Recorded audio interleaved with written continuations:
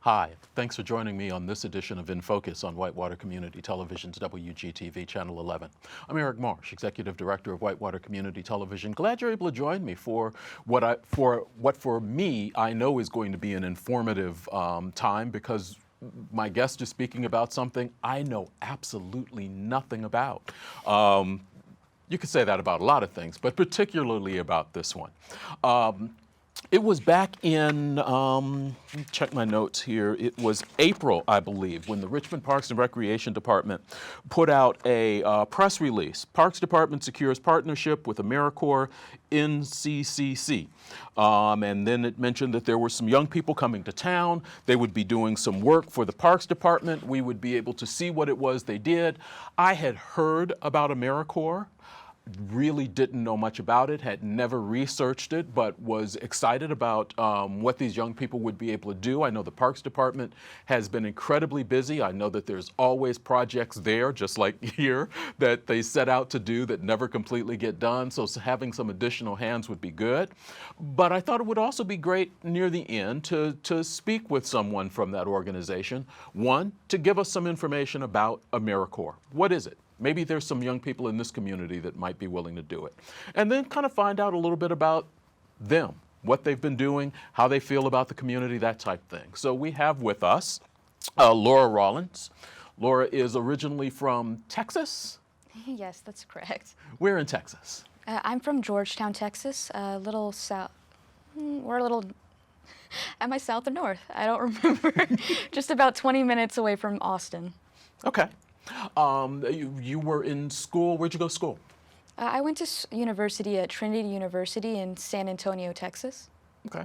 All 4 years? Yes, all 4 years. I graduated last May. Okay. What made you decide to go join, I guess that's what you do, Americorps? Well, after graduating last May, I had been looking for some internships to facilitate what I would like to do going forward as a professional career. But due to COVID, I was having a little bit of trouble kind of pinning down some of those internships, and I decided I'm not really getting anywhere on some of my personal goals. Maybe there's something else that I could be doing for my community instead. And I just did a little internet search, looked up national service organizations, and found Americorps. Seriously, you didn't know about them, you just hit Google and went with it. Yes, that's correct. Okay. How has that worked out for you? It's been going well, I believe. Just the program has been very challenging but very rewarding experience overall, I would say. Okay. We are going to spend a little bit more time talking to Lauren a little bit later on. But one of the things that organizations like this really want an opportunity to do is talk to the community, explain who they are, what they do. It's hard a lot of times with a lot of the media, just because time frames tend to be so short. Radio interviews, and I'm not knocking radio interviews, did it for 20 years. Radio interviews tend to be in that 4 to 6, maybe 7-minute range, and then the program director starts going, play the next song. And newspaper interviews the same way. There's only so many column inches. We've got an hour. So we're going to let Lauren have some of that time uninterrupted by me. She's going to talk to you about Americorps. So Lauren, I'm just going to kind of let you start and go. All right. So Americorps, in case there's anybody out there who isn't familiar, is a federal agency that's devoted to really tackling the nation's most challenging and difficult problems through national service and volunteering. And as you can see, there are various programs through which they attempt to facilitate this goal. Though today I'm just going to really be speaking on the one that I am a part of, which is NCCC, which stands for the National Civilian Community Corps. And on the next slide, just give you a brief overview. NCCC its mission is really to strengthen communities and develop those leadership skills through direct team-based national community service. So on the next slide, you see that this is a residential program. As I said, it's team-based. Most members will be between the ages of 18 to 26. It used to be 24, though due to COVID, they wanted to get some more applicants, and they expanded that range to 26. And so you will really be working on those teams of about It used to be around 8 to 12, though now it's more around 6 to 8. Again, due to COVID, we're reducing those sizes. And you will live, work, and serve with your team for about 6 to 8 weeks on various projects on different communities around the country. Next slide. And for those projects, NCCC typically tries to hit projects that fall into 5 different service areas. The first of those would be the energy conservation, and another would be environmental stewardship and conservation, as you can see, working with the Parks Department, in case you didn't guess. Then we have infrastructure improvement, which we hit a little bit on that as well at the park, though I would go on to that a little bit later. Natural and other disasters, COVID being a major one at the moment, which we've been all out in force on, and urban and rural development. On the next slide, you can see a bit more examples of what projects in those service areas might look like. For energy conservation, teams would go into a community and try to help either businesses, individual homes, or the community at large with, say, weatherization projects, or maybe providing education on how they can be more energy efficient, things of those nature. And for environmental stewardship and conservation, as I said kind of a little before, some of that work would maybe look like, say, partnering with the local Parks and Rec department and doing, say, tree planting, trail building, really some of that upkeep on communities' natural resources to make sure that everyone in the community can really benefit and utilize those resources. And then we also have infrastructure improvement, which some of those project tasks might include building wheelchair ramps or other amenities to make areas of the community more accessible to all members of the community, as well as, say, repairing and kind of maintaining a lot of those other public facilities, and also looking after, say, buildings, say, like the Sargenet Mansion, ones with those historical presence that we really want to make sure are in a condition to be viewed and appreciated by the community. Then we also have natural and other disasters, as I said, kind of say with the COVID. Projects of that nature would be meant to help mitigate those disasters, kind of provide some manpower to make sure that it can really be handled to the best effect, and or going into communities to help them develop resiliency following an incident, say a tornado or a hurricane, and kind of giving them some of that feedback to understand how maybe they can prevent some of the damage or other things in the future. And finally, we have urban and rural development, which is our broadest category. Really, it's where projects typically fall if they don't fit into the others, and they're really just meant to be more targeted for specific community needs, say working with specific populations, like, say, facilitating youth programming, or working closely with senior centers, to try to really make sure to incorporate those other community members, really just kind of bring them into the center, make them the focus of some projects, or, say, go in and build some other areas, say, Okay. Or some of those other projects might look like, say, partnering with Habitat for Humanity to try to build some affordable housing for the more low-income members of the community. It's really kind of all over the place, but you kind of get a general idea of some of the things that fall in this category. Yeah. On the next slide, in case it hasn't been very clear, a theme that has been running through all of these projects is that these projects must try to, again, as I said, address a compelling community need, whatever that might be. There's some kind of overarching ones that run across the nation, such as poverty, food insecurity, among other things. So some of those projects really try to make sure they can address whatever the community needs. And another facet, though, that projects must meet is to have well-planned tasks for the team members and sponsor supervision. Really make sure that there's someone on site to direct the team members, make sure they're doing what has been asked, and if they can't be on site, at least having someone available over the phone to answer any questions and really facilitate that work. Another thing that NCCC projects need is to try to involve the community throughout the project as much as possible.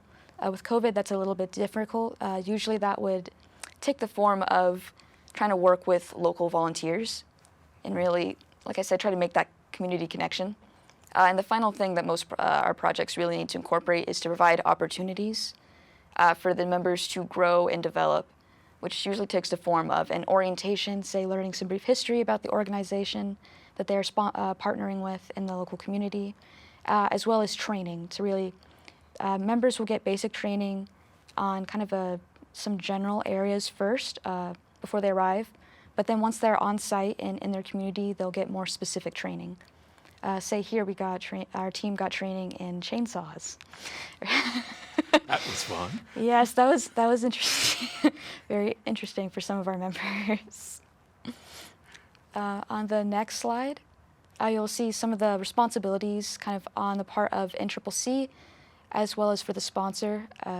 NCCC as a program will make sure to provide transportation for their team, basic personal protective equipment, which takes the form of eye and ear protection, hard hats, gloves, sturdy boots, as well as some of that basic training, as I mentioned, say for safety around the work site, tool training, etc., as well as the program makes sure to provide liability coverage under the Federal Tort Claims Act, which is really, again, to make sure their members stay safe, they stay healthy, to better be able to facilitate that work in the local communities. And for the sponsors who will be hosting the team, all they really need to provide is the project supplies and materials, whatever they need for the program, for the projects they'll be doing. Mm-hmm. Say maybe that takes the form of construction materials or educational materials. They need to provide technical support and direction, as I kind of said a little bit earlier, which would usually take the form of a site supervisor or someone who could really field some of those questions. Project-specific training, as I kind of said with that chainsaw training, or something else, say, here in Richmond, we need to take out some of the honeysuckle with those chainsaws, but we need to know what the honeysuckle was, so you need to get training in some plant identification and know what you could and could not cut. Sponsors also need to make sure to schedule enough work for a team currently of our 6 to 8 members to last about 45 hours per week for those 6 to 8 weeks. So for some local nonprofits or other government entities that might be in the community and be like, oh, we'd really like to work with a team, if there's not necessarily enough work, NCCC teams aren't necessarily able to partner with them, but they could reach out through independent service, like on their own as individuals, or some of the times when the teams aren't working with the project sponsors who can provide that 6 to 8, those larger projects. Mm-hmm. They can really go in and kind of give some day-to-day help if needed on their off time. And it's something that NCCC really encourages, to really, again, get the NCCC teams to really make that community bond and not just be isolated. This is my project, this is what I'm doing, and that's it, blow in, blow out, mm-hmm. and that's all. And kind of going back, when I've been on a tangent, okay.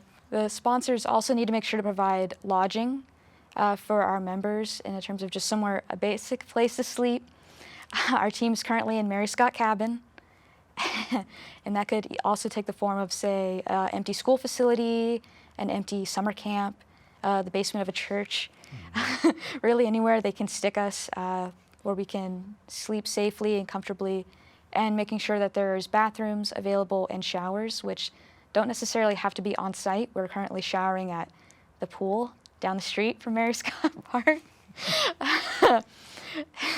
And meals is something that isn't necessarily required, though it is sometimes encouraged if the sponsor is able, though due to monetary restrictions, if that is not available or feasible for some hosts, then it is recommended they have to at least provide access to a kitchen through which the members can cook food for themselves, and we are provided a kind of a living stipend to take care of those needs as needed, making sure our members, again, are taken care of.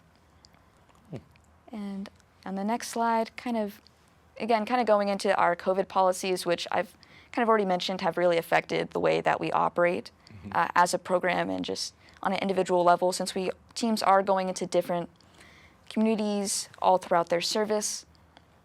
NCCC has made sure to put into place various protocols that typically reflect whatever the federal government's current protocols are. And even as states' regulations change, NCCC is usually a bit slower, making sure they're being as precautious, implementing all the precautions that they need to really ensure that all of their members are safe, and also to keep the communities that they're going into safe. As I said, we're moving around a lot, mm-hmm. and we just want to make sure to keep that in mind. kind of for anybody who is interested, any organizations, nonprofits out there who've thought, oh, this really resonates with me, I could really use a team, where can I get them? I would say that to go to the Americorps' website, which is americorps.gov, and there you can really see this application process that you can see up on the slide at the moment, which is where a organization would come up with an idea, really think about it, maybe reach out to one of the assistant program directors in their region, whose information you will be able to see in a later slide, to really ask some questions and really put together your concept for your project.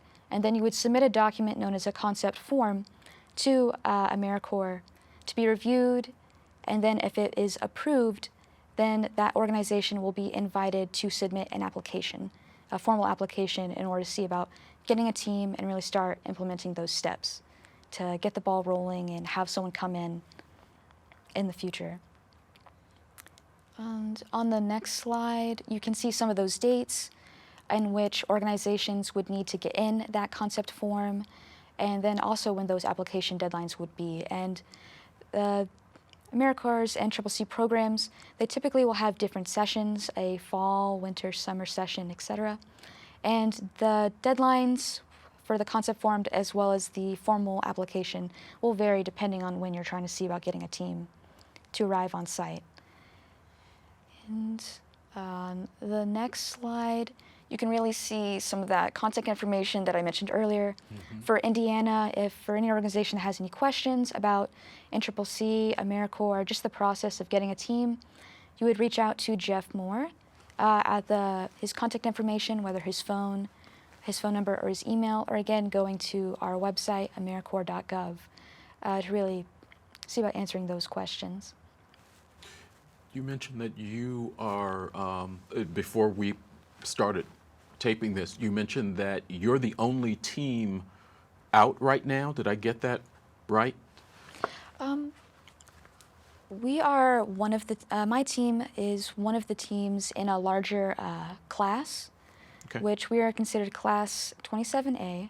There have been 20, as you might have guessed, there have been 27 classes since the very beginning of Americorps and CCC. And due to COVID, we've been split in half. So we are part of a second, my team is part of a second cohort that has gone out a little bit later than the first. Kind of space us out, and there are about, I think 12 different teams in my cohort who are currently serving in the North Central region right now.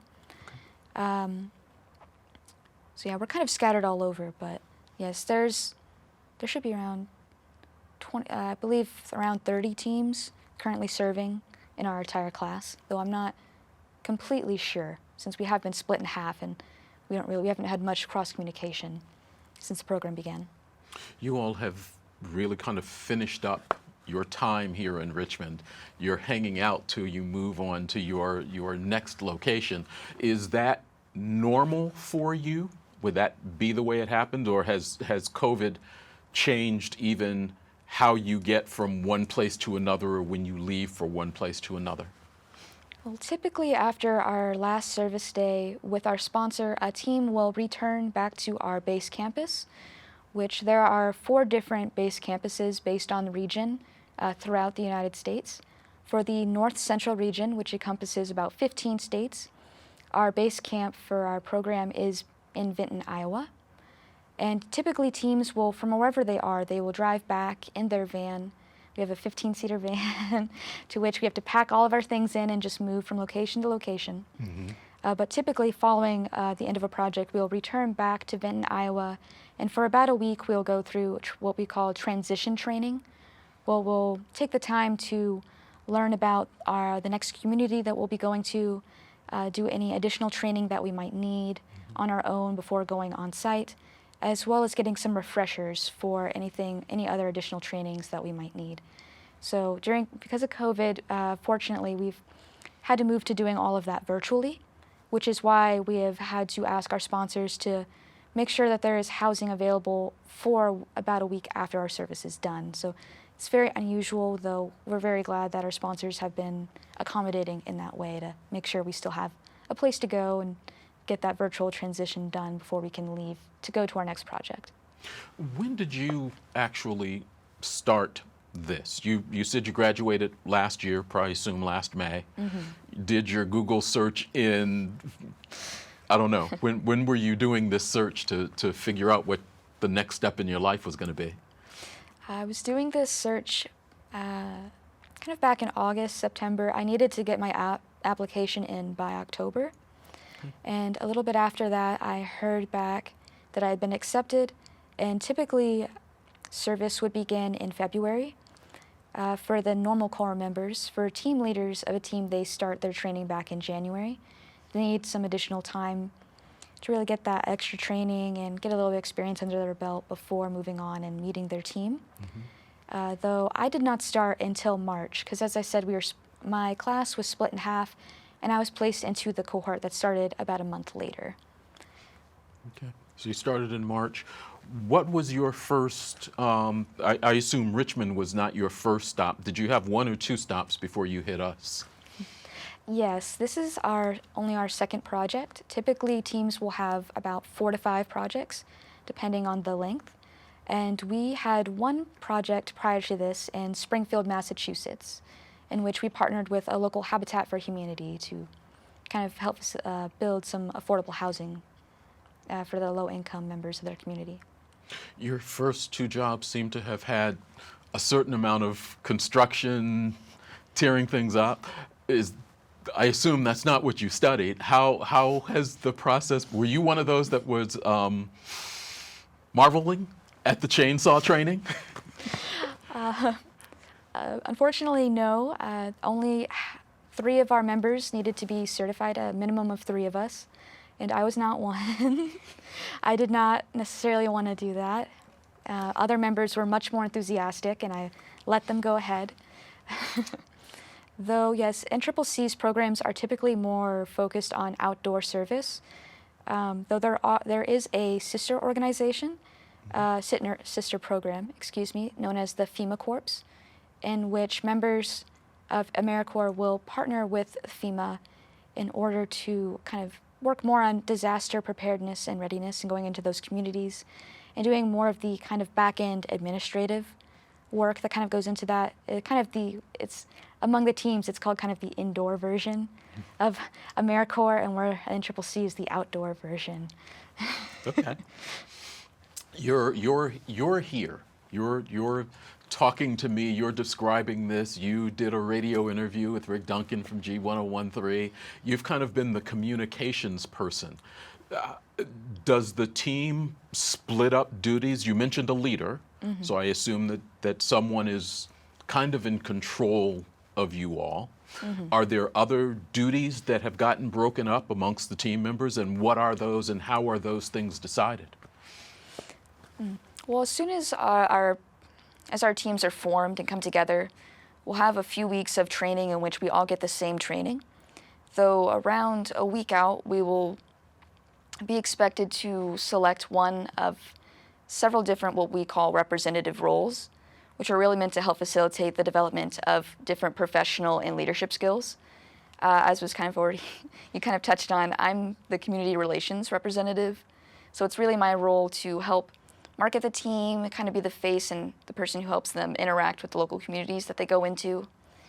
And some of the other roles, though, that are available to the other team members are something called Project Outreach Liaison, who they are responsible for trying to get the word out to other local organizations who might want to host a team in the future. And I'm also one of those, one of the members taking on that role. Typically, since the teams would be 12 members, the work would be there'd be 2 people per role. Though since we are a reduced size, some people have had to double up on roles, among other things. And some of those roles, to kind of circle back, another is known as the Vehicle Safety and Tools Officer. They're in charge of making sure that our van is safe, it's up to date, and making sure that our tools are still in good repair, that they're kept track of, and that they're responsible for requesting things back from campus in case we need anything else going into our next project.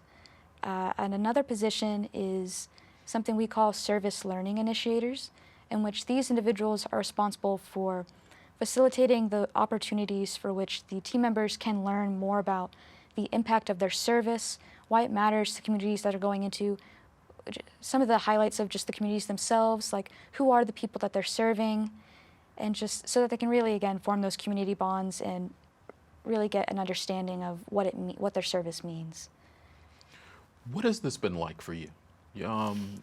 Getting out, meeting people. One of the things that you mentioned before we started talking was that you were really looking for an opportunity to work in a team setting. There are other national organizations that allow you to do things more on an individual basis. You were looking for a team setting. Why and how has this team worked out for you, or working in the team setting? Was it what you thought it would be? It has definitely posed its own challenges, just working, since you do live, work, and serve with your team. It's not the same as a traditional job where you have your coworkers who you work with from 9 to 5 and then you go home. Your teammates will follow you back. And then we all got to cook, we all got to do laundry. We really got to live, we really have to live together. Mm-hmm. And so that has definitely been a challenge, especially for, say, some members who haven't, say, been to college and had to live with roommates, say if they've just fresh out of high school. Sure. This is your first experience, and that is very purposeful in the program to really help people get those experiences, to learn what it's like to have to live and work and really navigate various personalities. Because it's just, in the future, you never know who you might be working with, and it's really important to develop those skills. So while challenging, though, it has also been very rewarding to just interact with people from various walks of life and different backgrounds, people I probably would have never met since we are from all different states. Mm-hmm. It's just, you never know who you're going to be working with, and it's just been a very enjoyable experience to be able to meet them and just really get closer. And kind of to circle back of maybe a bit why I chose to be on this team, to be on a team-based program. I had been considering joining the Peace Corps in the future following college, though I did not feel confident enough to kind of do that individualized service where you might be more on your own in a community. I really liked how with NCCC it was team-based. You'd be working with several other individuals who would also probably not have that experience before, and they could really just act as a support network while you're moving, while everything else is new, all the service work, all the communities, just a lot of new things, but these people would stay the same. Mm-hmm. You're watching In Focus on Whitewater Community Television's WGTV Channel 11. We're speaking with Lauren Rawlins from Americorps, part of the team that has been here you all have been here 6 weeks, 8 weeks? We arrived May 10th, and so yeah, we've been here for a while. You've been here for a while. We've been here a while. I mentioned that you all are kind of waiting around. Where's your next stop? You went from Springfield Massachusetts to here. Mm-hmm. Where from here? Well, our next stop is going to be Traverse City, Michigan, so really going north. And we'll be working with the Greater Traverse Regional Land Conservancy to really help them on some of their trail work, since tourism is a really big part of their economy, and just they really want to make sure that those areas, like the natural areas that a lot of the tourists are coming to see, are really maintained and also expanded to really try to tap into that market. So not so much of the variety that we've had here with the parks system, Mm-hmm. with the local Parks and Rec department, with kind of varied projects. It'll be really just trail building for the next couple of weeks, which is just going to be a very interesting experience. So once it's done, it'll be like, this is this trail system that we built, and it's going to be there long after we're not. So that's going to be a very unique experience. Nice. We're going to take a break in a couple of minutes, but a couple more quick questions just to kind of do the general part, and then when we come back, we'll talk a little bit more specifically about your time here in Richmond, some of what you and your team have been able to do. Talk about the commitment. You signed up for this. What is the commitment that you gave Americorps? At some point, you're going to go back job hunting, I assume, but are you in this for a year, 18 months? What is it that you agree to do when you sign up? When you sign up for Americorps, you sign a commitment to serve and follow NCCC's policies for a service term of 10 months. Typically, at my cohort, again, we've lost a month due to being split in half, so my service term will be for 9.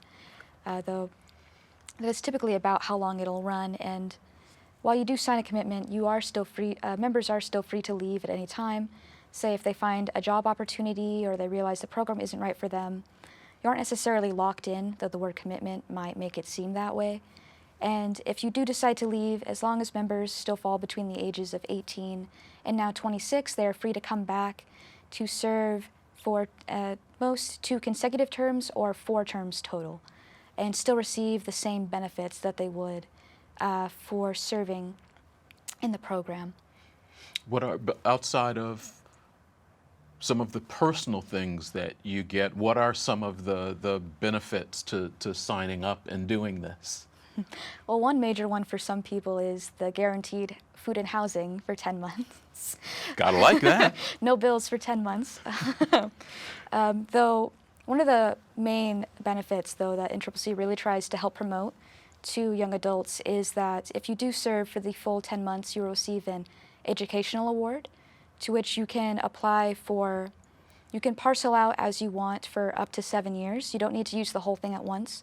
A little there, a little there, a little here and there, for any kind of post-secondary education. So say that could look like college, that could look like vocational school, any kind of accredited program. And there are some universities that have worked very closely with NCCC in the past, knowing that incoming students might have the education award, and try to work with them in terms of tuition.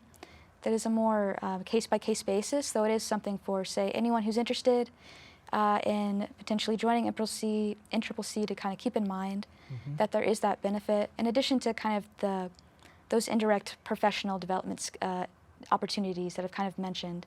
Say this, I'm developing my public relations skills at the moment. Or for others, say a lot of the outdoor work has led them to realize a professional interest in construction. And that has led them to go, oh, maybe I might want to do this in the future.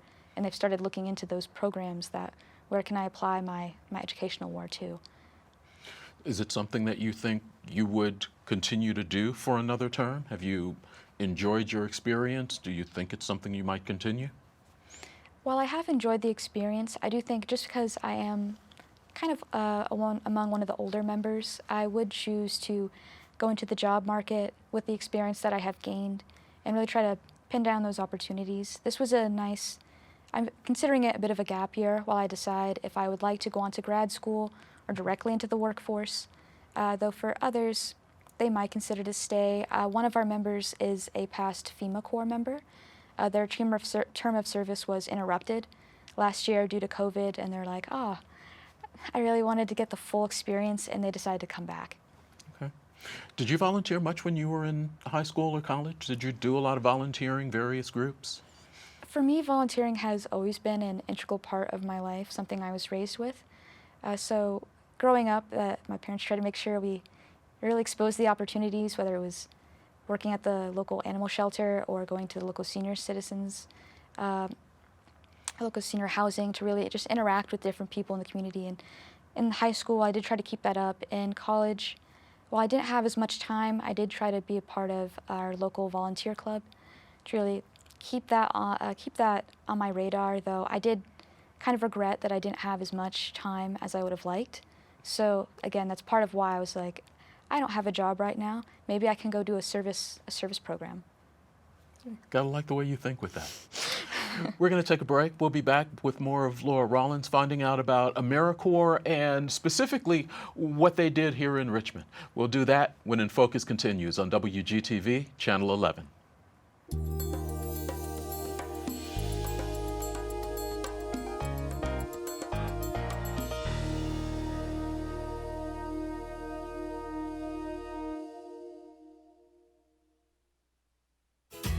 Bring the family for an enjoyable day of fun in the sun at the Cordell Municipal Pool, located at fabulous Clear Creek Park.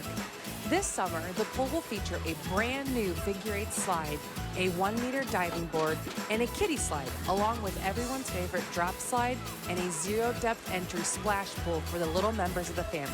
Don't forget about our popular Learn to Swim program. Visit our website for more information, and we'll see you at the pool.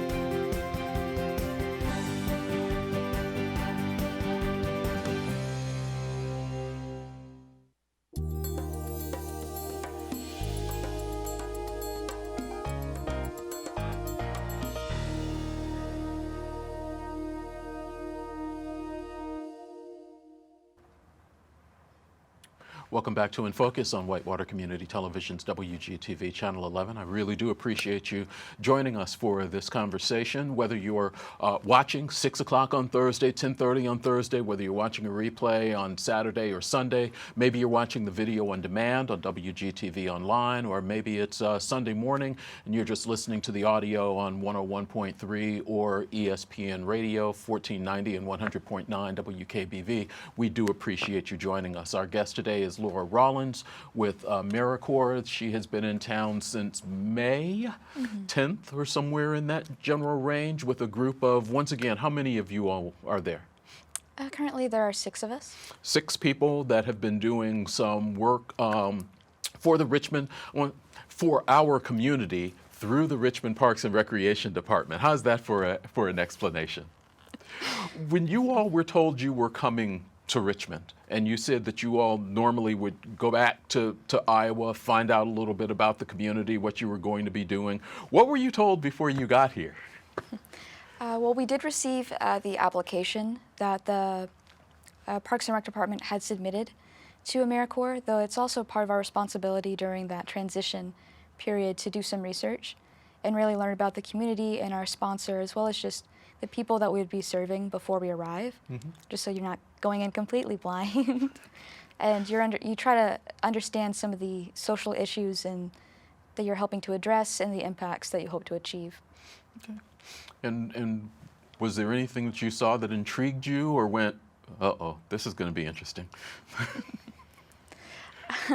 Well, during some of our research, we did learn that Richmond has been the center of various economic industries, such as recorded jazz or roses, which I personally thought was very interesting, especially since we ended up working in one of those refurbished kind of greenhouses that used to house all of those roses.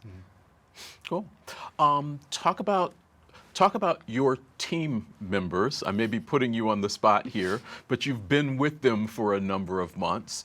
You're all from various and sundry places. Can you talk a little bit about who your team is that you've been traveling with and will continue to travel with for another 6 to 8 weeks, I guess, at least? Sure. As you can see kind of in the slide that has popped up on the left-hand side, we have a member named Uli. He is from East Maine area. He's quite the character. In the kind of front left, we have Taylor. She's from Mississippi. And my partner in community relations, though it's just me here today. In the back center, we have Jira. She is from the Illinois area. And honestly, she's just a joy to work with. In front and center in green, we have our team leader. Her name is Celine, from the upstate New York area, around Rochester, I believe. And the back right, we have a member named Hazel. She's around the Chicago area. So her and Jira are the only 2 members from the same state. As you see me on the kind of front right, I'm from Texas. Okay. And really just, as I said kind of earlier, everyone usually on these teams has various backgrounds, various personalities, which can be challenging but also just very intriguing to work with and navigate and just see how they interpret not only what we're doing but just various aspects of life in general. As I said, we kind of all different ages, all different, just all over the place. I've had a chance to record the last couple of park board meetings, so I've had a chance to hear a little bit about what you all have done. But talk about your experience here in Richmond. Talk about what you have been able to do, what you've been able to work on, what the community response has been for you all. Mm-hmm. I have to touch on the overarching purpose of the project that we had with the kind of Parks and Recreation Department was really to improve access to public areas and education, as well as perform park improvements. So what this looked like was kind of really strove to improve access to the public areas in the kind of specifically the park amenities, excuse me, kind of for all members of the community, to really make sure that just all members could really utilize and just take advantage of those resources, which for one project, say, took the form of a sensory garden at one of the local playgrounds. It will give children of different backgrounds kind of an opportunity to kind of utilize the senses to experience the different plants, say for taste, smell, some of them to make really distinctive noises. So that was very interesting. This is some of you all's work. What did you all actually do in this spot? To begin with, all of that was sod, as you see kind of in the forefront of the photo, which is all the grass there. Mm-hmm. That grass used to go all the way to the back corner and around to the side where the border of the playground begins. So we ripped all of that out, dug the path, laid down the slate, and then planted all of the plants and then laid down the mulch and some of the stones acting as borders. Wow. So Had you done a lot of landscaping before you did this? aside from mowing the lawn, no. Okay. So that was definitely a very interesting experience. Just learning how to do all of that, and say in the future, say if anyone wants to do any personal gardening back at home, or just when they're working, say with other local nonprofits. Say we worked a little bit with the Rose Garden, Mm-hmm. at the Rose Garden to help them kind of put down the mulch and prepare for the season back in May before we started.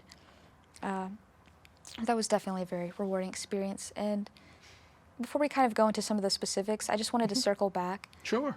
to some of the kind of purposes of our project, which another was I kind of touched on briefly with the sensory garden, which was to increase the number of park and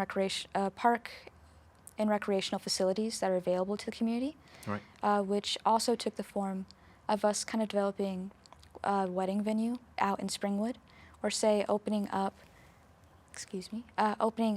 kind of the northern end of Middle Fork, so that people could really get in there, make use of it, and just, yeah, like I said, kind of just make sure there's more areas that people can go to, Sure. in case they weren't necessarily aware of, like, these are some areas that we could, you never know, as well as just bringing some of the awareness to the community about the various educational opportunities and fitness opportunities in the community. Mm-hmm.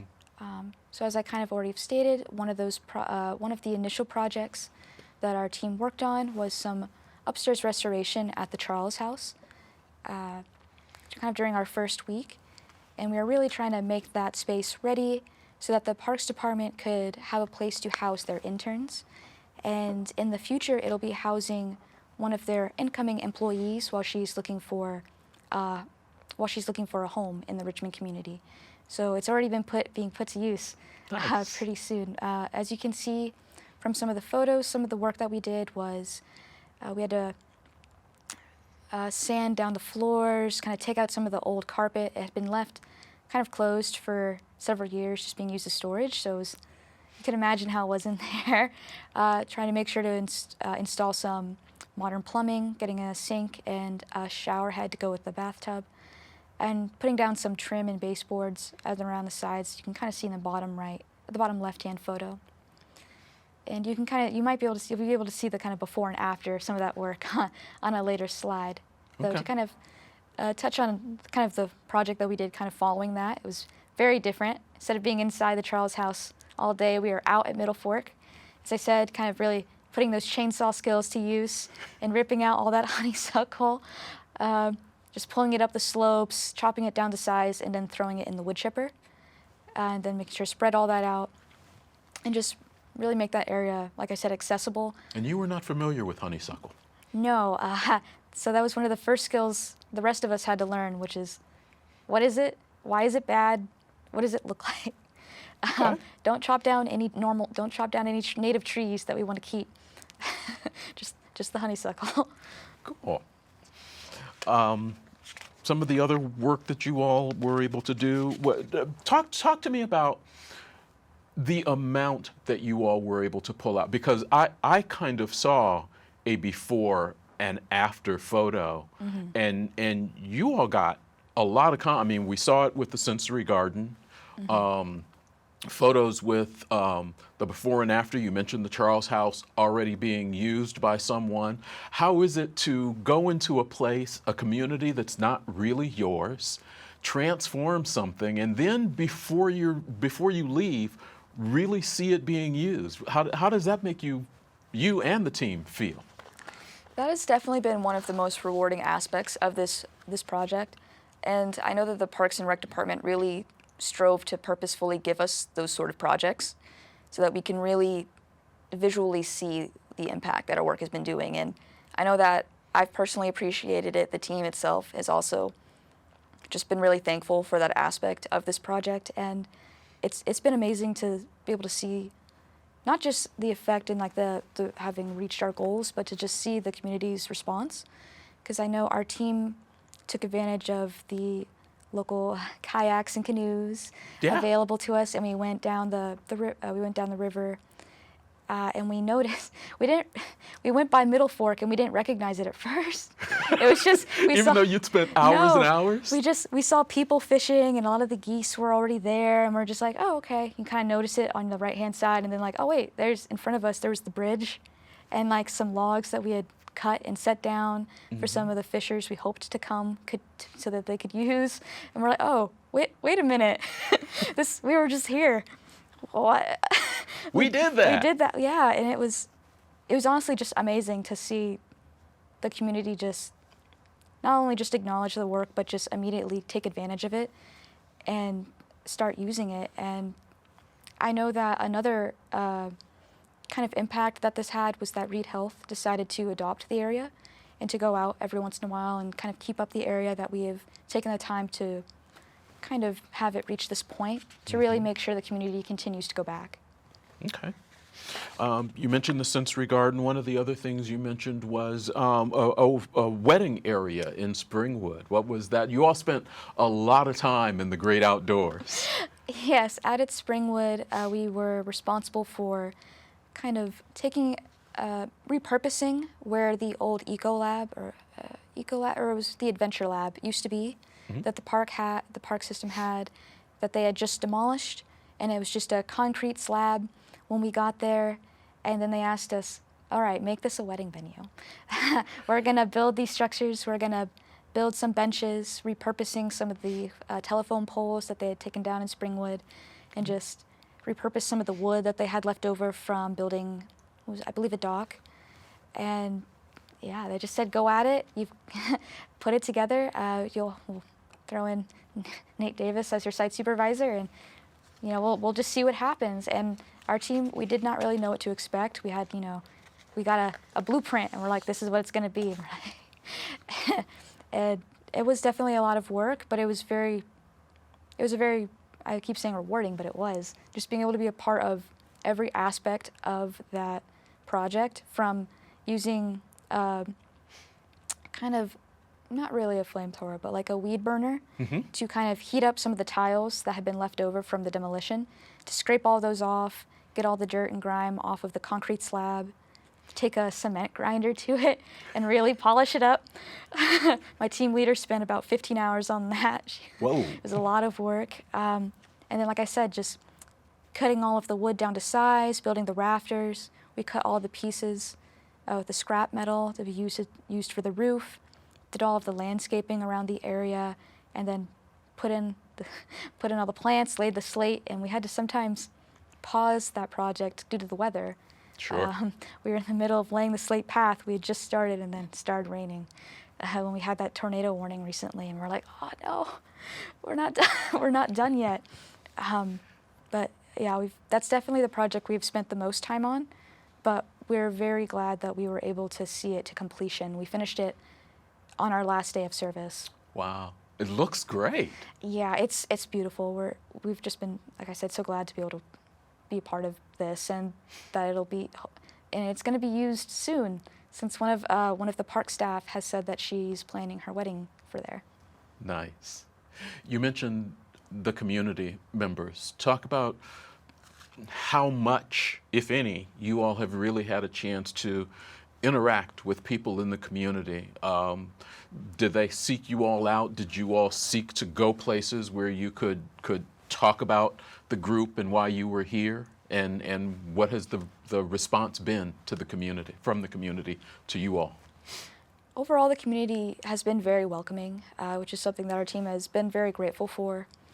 Just whenever we've been, say, out working or out in uniform, we've had community members come up to us and ask about, why we're there, our projects, and just thank us for taking the time to serve the community, the fact that, none of us are from Richmond.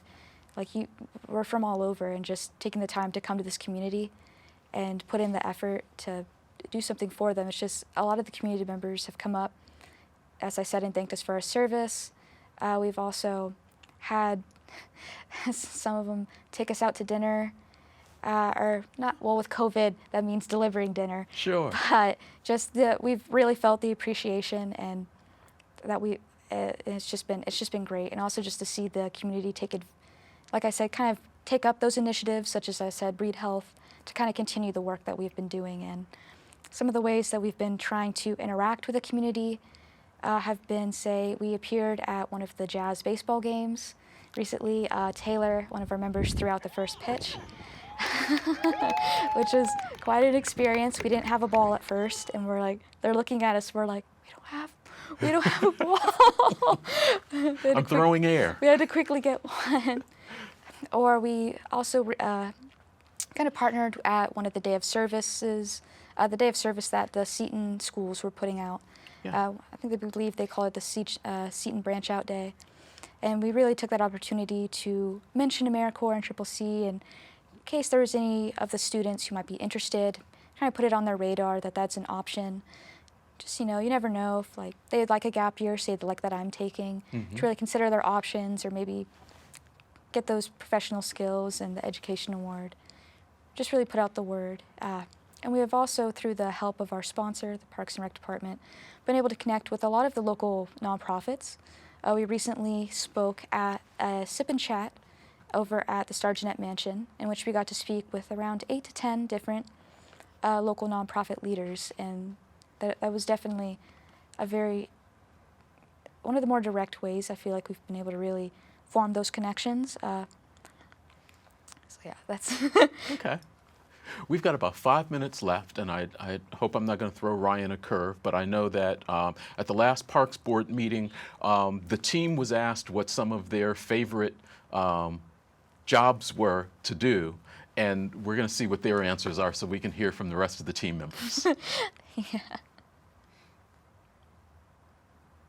All right. My favorite project is probably going to be at Middle Fork, clearing away all the honeysuckles. And it was just really enjoyable to be able to pull out all the honeysuckle and see the whole difference. And awesome. I loved it on Friday when when Reed came out, they made little benches with the tree stumps. It was really cool. For me, my favorite project probably would be the wedding chapel. I've really loved seeing how far along it's come, and just in such a short amount of time, the work that we've put in and the difference that it's made. It looks really amazing, and I can't wait to see the final result. My favorite project has probably been doing the benches, because for a lot of that, me and Dira really just did I think we did the most of the work on 13 of the benches. Yeah. So we just we're just knocking them out. Yeah. And that was very enjoyable to kind of get into a groove and figure out something completely. So I also like doing the wedding chapel. It's taught me a lot about building and construction and making decks and putting up roofing, and it's probably going to be something I'm going to look into doing back home when I'm done. All right. Well, most of my teammates have already kind of covered most of our bigger projects. So kind of maybe touch on a couple of different points they haven't talked about yet. Say with the banks, it was nice when we were clearing out the honeysuckle to try to see how much trash and underbrush was really underneath that you couldn't see at first. So then once we got that out, just how opened up the whole area was, and then how quickly, say, the animals came in, and then later the people. We went kayaking past the area the other day, and we didn't even recognize it at first. And we're like, wait a minute, there's the bridge, there's the logs. That's where we were. And just seeing those kind of differences, or say seeing some of the community members come by the chapel to see what we're doing, and they all made a lot of progress. For me, just seeing the community's interest in all of our projects has, for me, been a very rewarding part of the projects themselves. And then for me, I don't think I have one specific favorite. I enjoyed both the chapel and the Charles House renovation, learning a bunch of those skills and interior and exterior building. And then also the honeysuckle that was talked about, seeing the direct impact that that had. Where are you all from? I'm from upstate New York. I'm from Texas. Mississippi. I'm from Chicago. I'm from Eastern Maine. Central Illinois. A close-knit group. Yeah. Lauren, we've got about 90 seconds left to go. I want to thank you for a couple of things. One, taking the time, coming and spending this hour with me. I really do appreciate it. And providing us with the information about Americorps. Two, to you and your team, thank you for everything that you all did while you all were here. It is greatly appreciated by me, by the entire community. I hope you all have enjoyed your stay here. Yes, it's just truly been a very great experience being able to be here. And as I said before, Richmond has just been very welcoming, and it's just been great. And several of us will be sad to leave. Well, feel free to come back. And you don't have to work. Just feel free to come back. Though another team is slated to come. Oh, okay. News. Another team on the way in. Cool. We'll be nice to them too. You all have a safe trip. All right, thank you. Thank you for watching this week's In Focus on Whitewater Community Television's WGTV Channel 11. Don't forget, this program replays tonight at 10:30, also tomorrow night, twice on Saturday, 8 a.m. and 9 p.m., twice on Sunday, 8 a.m., 1 p.m. It's also available on our video on demand site. Don't forget, get out and enjoy the weekend. The weather is supposed to get nice. It's supposed to get a little bit cooler, and the farmers market is a place that you're going to want to hang out on Saturday morning. So thanks for watching In Focus on WGTV Channel 11. As always, I wish you well.